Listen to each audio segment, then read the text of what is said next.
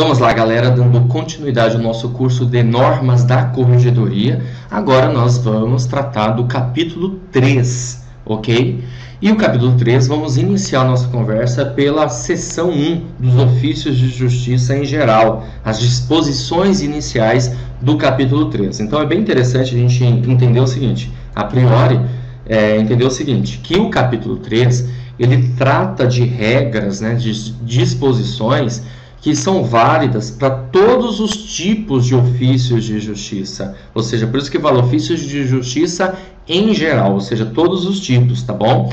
E o artigo 26 diz assim, ó, as disposições deste capítulo, justamente o que eu acabei de explicar, tem caráter geral, ou seja, global, abrangente para todos os tipos de ofício. Não importa se o ofício é um ofício na área civil, se é um ofício na área criminal, tudo bem? Não importa. E aplicam-se a todos os ofícios de justiça que não contrariarem, claro, desde que não contrariem, as disposições específicas contidas em capítulo próprio. Porque assim, você tem um ofício de justiça na área civil, na área criminal e assim por diante, isso significa dizer o seguinte, que cada tipo de ofício de justiça, cada especificação de ofício de justiça tem as suas, evidentemente, regras, ok? Aqui no capítulo 3 nós vamos tratar de regras que são gerais. Artigo 27 diz que os servidores da justiça darão atendimento prioritário às pessoas portadoras de deficiência, aos idosos, às gestantes, às lactantes e às pessoas acompanhadas por crianças de colo. Algumas observações aqui importantes para nós, pessoal, é o seguinte. Primeiro, né, que esse atendimento prioritário para pessoas de deficiência, para idosos, para gestantes e também para as lactantes. Lactantes, logo, não precisa necessariamente a mãe estar com o filho, com a criança, tá? Desde que ela seja lactante, ela tem o direito de atendimento prioritário, ok? E também, como você pode observar, as pessoas, né, que estejam acompanhadas por crianças. E essas crianças, elas devem ser crianças de colo e não no colo, tá? Que é o que a gente costuma muitas vezes observar, né? Crianças de colo e não no colo. Crianças que são dependentes, né? Não andam, não conseguem se locomover e estão lá no colo lá de uma pessoa. Outra coisa, até foi bom eu falar assim, enfatizar pessoa, né? Porque veja, aqui diz, ó, pessoas. Isso significa dizer também o seguinte, que não precisa ser necessariamente a mãe, o pai, pode ser qualquer pessoa, o avô, a avó, o tio, a tia, o vizinho, seja quem for, tá certo? Não importa a pessoa está acompanhada por criança de colo, ela tem direito a atendimento prioritário.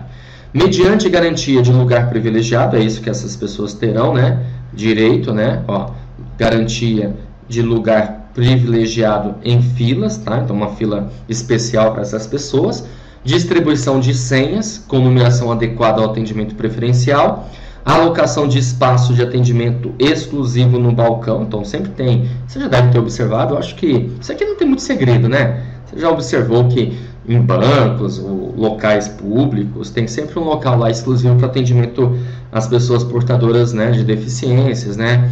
Precisa de atendimento prioritário aos idosos, gestantes, lactantes e, claro, as pessoas acompanhadas por crianças de colo. Ou qualquer tipo de implantação, né, no sistema que possa assegurar prioridade. Então, veja que são o que as pessoas têm de direito. Acredito eu que não tem muito o que fazer e o que, assim, só tomar um certo cuidado para não errar na hora da prova. Vamos lá? Bom, seção 2 diz das atribuições. Artigo 28 diz assim, atribuir-se-ão aos ofícios de justiça os serviços inerentes à competência das respectivas varas e da corregedoria permanente. Então, o que acontece, galera? Deixa eu só grifar aqui para você visualizar melhor. Atribuir-se-ão aos ofícios de justiça os serviços inerentes à competência das respectivas varas. É assim, deixa eu pegar aqui a caneta. Isso. Então, vamos imaginar aqui essa situação, tá? Para você enxergar melhor. Aqui é uma vara, vara criminal, tá bom? A vara criminal trata de ações penais, né? Essa vara aqui criminal. Então, logo, essa vara ela precisa de um setor administrativo, um serviço administrativo, em que nós vamos chamar de ofícios, tá bom? Ofícios de justiça, que na verdade nada mais é do que um cartório, tá? Um cartório, nesse caso aqui, um cartório judicial. Porque vale lembrar para você que nós temos os cartórios judiciais, que são os ofícios de justiça que fazem trabalho para a vara que respectiva, tá bom? E temos os cartórios extrajudiciais. Os cartórios extrajudiciais, nós não precisamos estudar a respeito deles, como eles são, o que o corregedor vai, né, no caso, fiscalizar, porque o corregedor também fiscaliza cartórios extrajudiciais, ok? Também fiscaliza. Mas para nós aqui não cai isso no concurso do TJ, só voltado aos ofícios de justiça, ou seja, aos cartórios judiciais. Então você tem uma vara que é criminal. Consequentemente, se você tem uma vara que é criminal, você tem que ter um ofício de justiça que é criminal também. Ou seja, o serviço do ofício de justiça é inerente à competência das respectivas varas. Ele vai fazer o serviço que se refere àquela vara que ele está ligado, conectado, ok? Artigo 29. Competem aos ofícios de justiça o serviço do fórum judicial, atribuindo-se-lhes a numeração ordinal e a denominação da respectiva vara, onde houver mais de uma. Então, exemplo, você tem lá a vara, primeira vara civil da comarca da capital. Então, você vai ter primeiro ofício civil da comarca da capital, entendeu? Então, ou seja, numeração ordinal, então, primeiro, segundo, terceira vara e assim por diante. Então, logo, primeiro, segundo, terceiro ofício. E a denominação da respectiva vara. Que vara que é aquela? Aquela vara de que comarca? A vara da comarca de Ribeirão Preto. Então, logo, ofício da comarca de Ribeirão Preto. Aqui é só um exemplo, tá, gente? Só um exemplo. Não se preocupa em ficar verificando se o nome está correto. É só um exemplo para você entender como que é o esquema, tá? Parágrafo 1º. Nas comarcas e fóruns distritais com mais de uma vara, haverá um ofício ou seção de distribuição judicial, ao qual incumbem os serviços de distribuição, de contadoria e partidoria nos termos da lei e do arquivo geral. O que é isso? Vamos entender. É assim, você tem lá uma comarca, que é uma divisão territorial jurisdicional, e você tem mais de uma vara daquela comarca. Então, você tem vara civil, vara criminal, e assim vai. O que vai acontecer? Nesses casos, é preciso ter serviço de distribuição. Ou seja, quando o advogado dá entrada, faz uma petição para dar entrada para iniciar um processo, o advogado, o que o advogado faz? Ele não vai entregar essa petição numa vara, num ofício direto. Ele vai entregar para um serviço de distribuição, um protocolo.